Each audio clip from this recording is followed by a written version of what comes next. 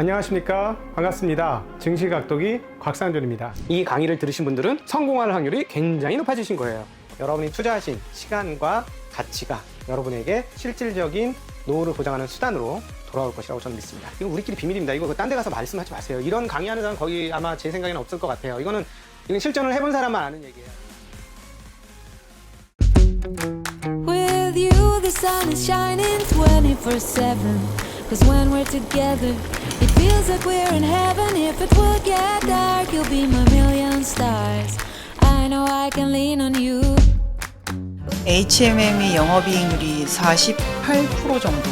사면이 되고 있는 전환사채가 있잖아요. 연말까지는 운임은 아마 계속 올라갈 가능성도 있고요. 여객 비즈니스만 주로 운영을 합니다. 이제 유상증자를 한다거나 이런 항공사에게 2023년 매출의 1배를 적용을 해서 선박에도 친환경이 되게 지금 중요한 상황입니다. 네. 작년은 조선보다 기자재가 낮다 톤이었는데 올해는 저점을 잡으실 때는 그 확인을 하시는 게 좋아요. 옛날 이야기 좀 많이. 이야기 할머니처럼 잘 네. 해드리도록 하겠습니다. 네, 그러면 이제 항공에 대해서는 이제 얘기를 많이 나눠봤으니까 네. 이제 조선으로 한번 넘어가 볼까요? 알겠습니다. 너무 섹터 많이 담당하시는 거 아닌가요? 힘들어 다 죽겠습니다. 커버가 되시나요, 이게? 안 될 때도 많죠.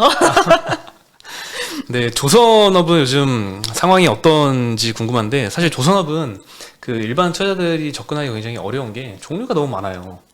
뭐 벌크고 컨테이너고, 선박에, 네, 선박 뭐 벌크만 해도 여러 종류가 있잖아요. 이름도 어렵고 조금만 간단하게 개략적인 설명을 좀 부탁드릴게요. 네.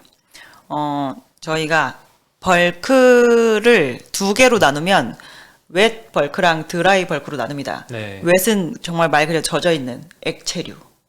벌크는 저희가 그냥 이렇게 포장하지 않고 덩어리를 벌크라고 하잖아요. 네. 그래서 저희가 알고 있는 탱커, 오일류를 나르는 그런 선박을 웻 벌크라고 하고 다른 이름으로는 탱커라고 부릅니다. 네. 그래서 기름 나르는 배라고 생각하시면 되고 드라이 벌크는 화물이 말라 있는 거예요. 그래서 액체류가 아니고 이제 고체류인데 쓸어 담는 형태인 거죠. 원자재를 주로 네. 수송을 합니다. 그래서 이제 뭐 철광석, 석탄, 뭐 곡물 이런 식으로 원자재인데 그 화물칸에다 그대로 쓸어 담아서 옮길 수 있는 그런 형태. 그래서 이 두 개가 주로 이제 원자재를 수송을 하는 이제 앞단에 있는 배라고 보시면 될 것 같고, 이제 HMM처럼 사진을 보면 저희가 이렇게 박스가 많이 있잖아요. 네. 그래서 그런 거를 저희가 컨테이너 박스라고 평소에 부르고, 네. 그런 컨테이너 박스를 수송하는 배들을 컨테이너 선박이라고 부릅니다. 그래서 거기는 그 완성된 제품. 그래서 저희가 벌크는 화물을 쓸어 담기 때문에 한 종류의 화물이 실리지만 컨테이너는 박스마다 다른 화물이 다 실릴 수 있죠. 어디에는 옷, 어디에는 뭐 냉동 컨테이너 아이스크림, 뭐 어디엔 자동차. 전자제품, 가구 이렇기 때문에 거기에는 수많은 다수의 화물이 한 배에 실리는. 그래서 원베셀 원카고, 원베셀 멀티카고라고 저희가 얘기를 하거든요. 한 배에 한 화물, 한 배에 여러 화물 이렇게 네. 얘기하는데 그런 것들을 수송을 하는데, 그래서 한 배에 한 화물을 실은 벌크선들은 한 사람의 화주를 위해서만 저희가 일을 하잖아요. 네. 택시처럼 그냥 부르면 가서 수송을 하는 그렇죠. 거죠. 근데 여러 화물을 제 시간에 갖다 주기 위해서는 컨테이너 선박들은 그 전기 버스처럼 운영을 하는 겁니다. 그래서 저희가 전기선이라고도 표현을 하는 것이고요. 네. 이제 그거를 제외하고 저희가 뭐 LNG선, 뭐 LPG선 이런 거는 그 말 그대로 그 원자재를 나르는 LNG를 액화시켜서 LNG만 싣고 나르는 선박, LPG를 액화시켜서 LPG만 나르는 선박 이런 식으로 갈리는 겁니다. 또 조선 같은 경우는 또 사이클도 긴데 최근에 신조선가 뭐 많이 올라왔잖아요. 네, 그 수혜를 지금 당장은 실적으로 연결이 안 되고 있는 것 같아요. 네 맞습니다. 그 얼마나 지연된다고 봐야 될까요? 저희가 지금 수주하는 배들이 언제 인도되는지 뉴스나 뭐 공시사항을 확인을 해보시면 네. 2024년 뭐 이렇게 인도를 하거든요. 근데 그런 대형 배들, 그러니까 뭐 초대형 컨테이너 이런 거 하나 만드는데 한 9에서 10개월 정도 걸립니다. 그러면 지금부터 만들어서 24년 될 때까지 9에서 10개월이 아니라 더 긴 세월인데 그걸 만들 때 필요한 도크가 그때 비어 있기 때문에 저희가 그때 주세요라고 얘기를 하는 거거든요. 네. 그래서 그러면 24년 예를 들어서 뭐 6월에 인도할 선박이다라고 하면 저희가 한 23년 4분기 정도부터 만들게 될 거잖아요. 그래서 지금 수주한 그 배는 23년 말미 정도의 매출로 잡힌다라고 생각을 하시면 됩니다. 근데 또 이게 23년에 가가지고 그때 땅 통째로 잡히는 게 아니죠. 만드는 진행 기준으로 네. 잡습니다. 진행률에 따라요. 네, 네. 그게 보통 일정한가요? 그 일반 상선은 설계 단계는 매우 적게 잡히고요. 이게 스틸 커팅이라고 해서 정말로 그 스틸을 자르고 네. 이제 건조를 들어가기 시작하는 그 후반부가 좀 더 많이 잡힙니다. 그래도 해양 플랜트보다는 일반적인 선박은 이제 공기가 짧은 편이기 때문에 거의 비슷하게 잡힌다라고 가정을 해도 크게 무리는 없습니다. 그리고 보통 조선주들 주가 같은 경우에는 수주 잔고를 좀 따라가는 경향이 있나요? 저점을 잡으실 때는 수주 잔고를 확인을 하시는 게 좋아요. 저점을 잡을 때는 네, 저점을 잡을 때는. 수주 잔고가 들어오기 시작하는 시점. 수주 잔고가 계속 빠지고 있다라고 하면 저희가 이 섹터에 대해서 밸류에이션을 높여주기가 되게 어려운 구간입니다. 그래서 네. 되게 싸지 않나요? 라고 얘기했지만 계속 싼 그런 상황이 이어지는 거고요. 네. 잔고가 차서 올라가고 있다라고 하면은 밸류에이션을 조금 바꿀까라는 고민을 그때는 이제 해볼 수 있죠.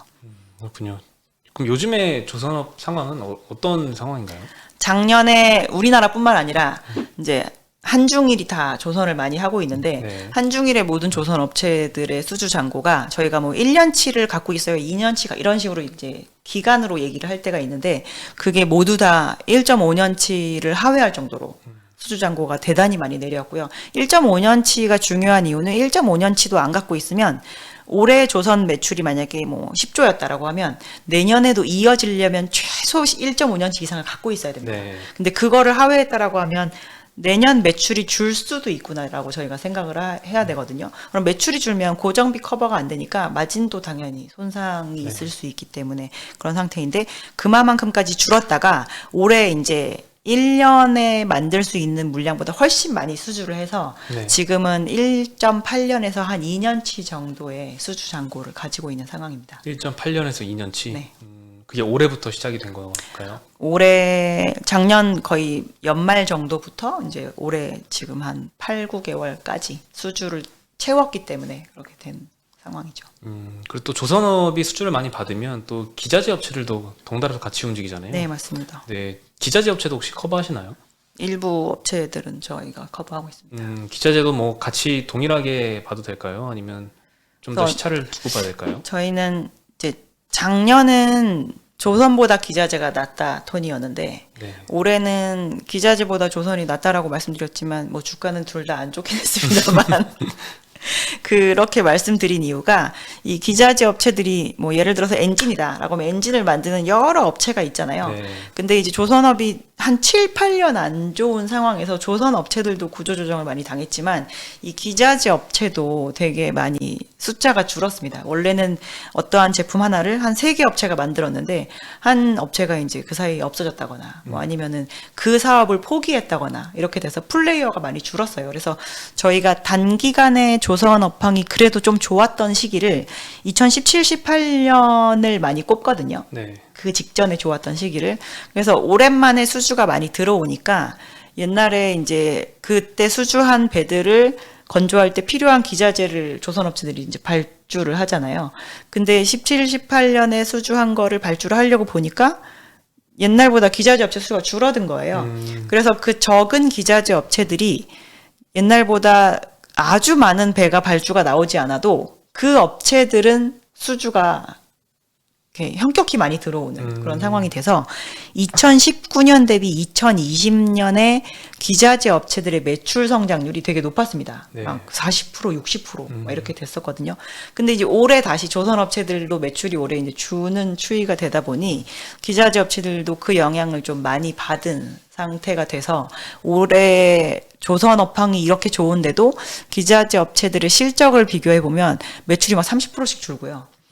막 손익이 다시 막 적자 전환을 한다거나 이런 상태입니다. 그래서 이게 결국에는 이렇게 낙수 효과를 가지고 가려면 기자재 업체는 회복기에는 조금 뒤늦게 보시는 게 더 나은 편이기 조선을 때문에 먼저 보고 기자재를 조선을 보자. 먼저 보고 기자재를 좀 뒤늦게 보시는 게 낫습니다.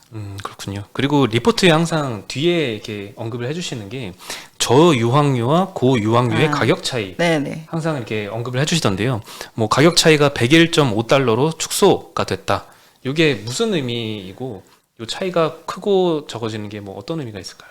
그 모든 뭐 자동차 뭐 이런 데도 중요하지만 선박에도 친환경이 되게 지금 중요한 상황입니다. 네. 그래서 이 2020년 1월 1일부터 황사나무를 많이 내놓지 말아라라고 하는 게 지금 규제 사항이고요. 네. 그래서 연료를 깨끗한 걸 써서 아예 배출가스에 황산화물이 적게 만드는 방법이 있고 네.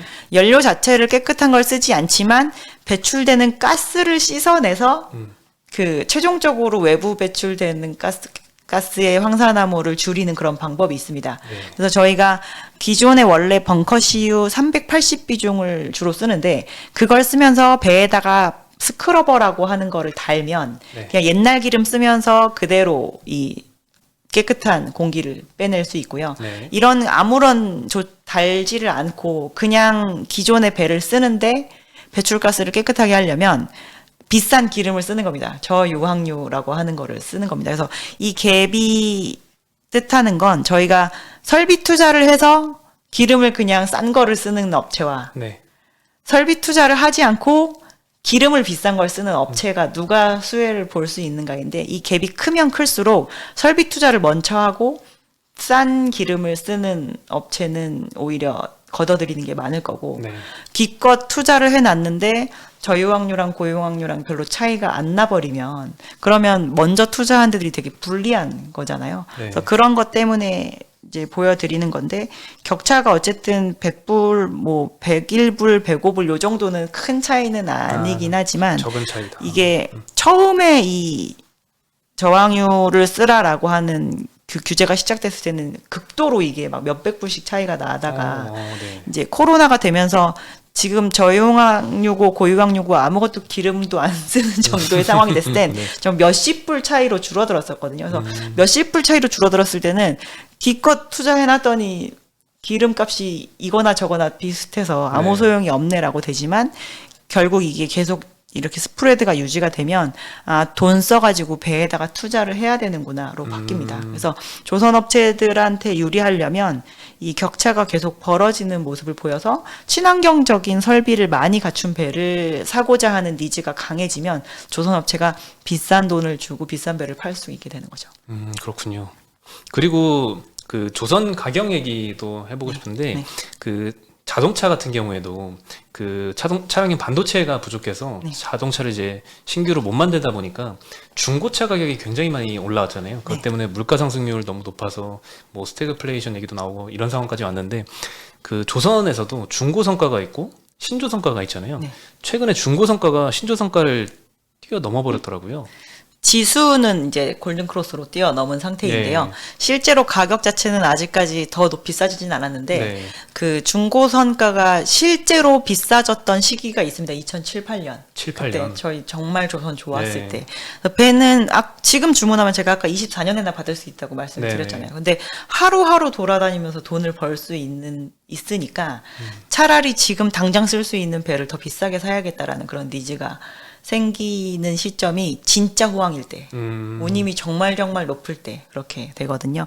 근데 이제 요즘에 작년에 신조성가도 쭉 올라온 상태이지만 중고성가는 이 기울기가 상당히 많이 올라와 있는데 이제 운임이 워낙 좋기 때문에 생기는 현상입니다.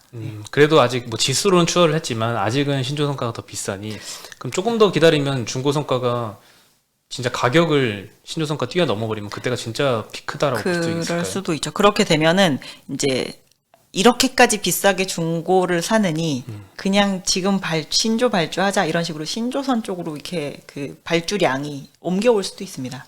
그래서 이거는 조선이랑 해운의 호황일 때 나타나는 현상 중에 하나라고 보시면 될 것 같고요.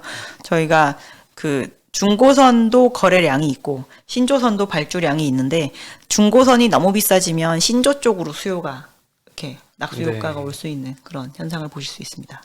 네, 그럼 마지막으로 이 조선업체에 투자할 때 개인 투자들이 조금 더 신경 써서 봐야 될 지표 혹은 그 지표를 어디에서 확인을 할 수 있는지 조금 도움을 주신다면. 저희 지표가 보통 이제 유료 사이트를 통해서 저희도 보기 때문에 네. 그냥 애널리스트들 보고서를 좀 보고서 보시는 게 참고하자. 낫고요. 네. 조선은 가격보다는 볼륨 지표가 중요합니다. 네. 그러니까 저희가 아직 선박 가격 안 떨어졌는데요? 라고 얘기를 해도 이 거래량이 확 줄면 네. 이 시장에서의 그런 지표가 조금 꺾인 거라고 판단을 하셔야 되거든요. 그래서 얼마나 신조선 발주량과 중고선 거래량이 견조하게 유지되는지 그거에 대해서 보통 주간 단위로 많은 증권사의 애널리스트들이 보고서를 작성하기 때문에 그 부분을 확인하시는 게 제일 중요할 것 같습니다. 네. 네. 오늘 아주 좋은 의견 들려주셔서 감사하고요. 뭐 항공에서부터 시작해서 뭐 해운과 조선까지 다뤄봤는데요. 기계 섹터로 담당하시잖아요. 요거는 저희가 네. 오늘 시간이 없어서 다음번에 또 모시면 와주시겠죠? 예, 네, 그럼. 네, 그럼 다음번에 또 한번 모셔가지고 이야기를 나누도록 하고요. 오늘은 2부가 굉장히 길었는데, 네, 지금까지 신영증권의 엄경화 연구원님과 아주 좋은 의견 잘 들었습니다. 네, 감사합니다. 네, 감사합니다.